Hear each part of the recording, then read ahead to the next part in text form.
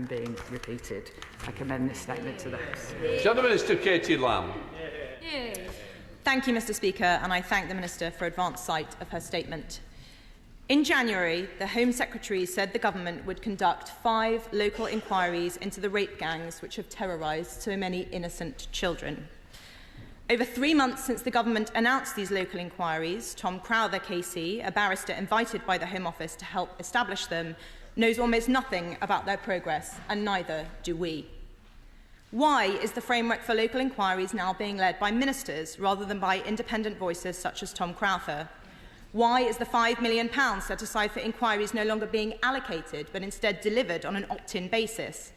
And what does the government intend to do about local leaders who say there is no need for an independent inquiry, like in Bradford or in Wales? The girls we are talking about, Mr Speaker, are predominantly white. The men who preyed on them were predominantly Muslim, generally either from Pakistan or of Pakistani heritage. One of the victims from Dewsbury was told by her rapist, I quote, "We're here to fuck all the white girls and fuck the government." Will the Minister accept that, in many cases, these crimes were racially and religiously aggravated? How, without a national inquiry, can we understand what part these factors played? There is no question that the state has failed these children time and again. Take the case of Anna from Bradford. Vulnerable and in residential care, at the age of 14, she made repeated reports of rape and abuse to social workers who were responsible for her. But just the following year, aged 15, she married her abuser in a traditional Islamic wedding ceremony. Far from stepping in to stop it, her social worker was aghast.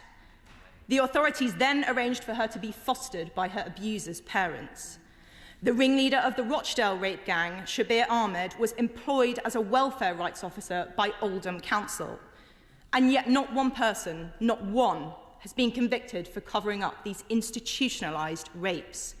So why have ministers refused to establish a dedicated unit in the National Crime Agency to investigate councillors and officials accused of collusion and corruption?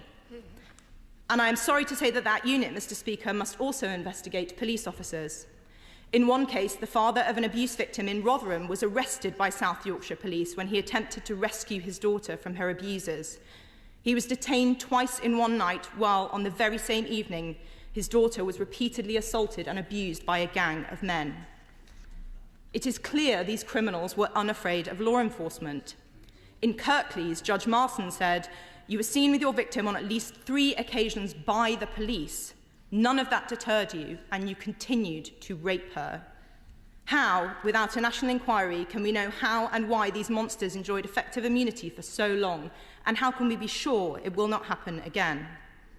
We on this side of the House have voted for a national inquiry and tabled amendments which would guarantee the publication of ethnicity data on a quarterly basis, terminate the parental rights of convicted sex offenders, and make membership of a grooming gang an aggravating factor during sentencing so that offenders get the longer, harsher sentences they deserve.